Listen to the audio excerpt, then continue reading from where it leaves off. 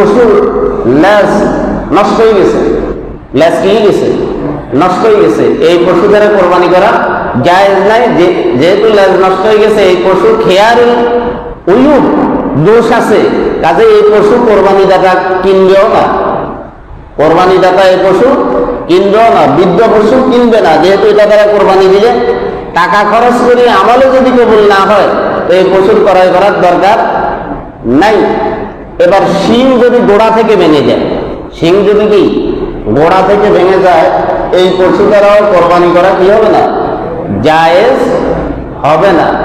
এমন পশু যে পশু হাঁটতে পারে না, হাঁটতে পারে না, কোরবানির জায়গা পর্যন্ত হেঁটে যাবে, এরকম পশু হাঁটতে পারে না, তার পায়ে যেটা আমাদের অঞ্চলে বলা হয় কুড়া রোগ, পায়ের সমস্যা, এটাকে বলা হয় খেয়ারুল ওয়ুব দোষ আছে।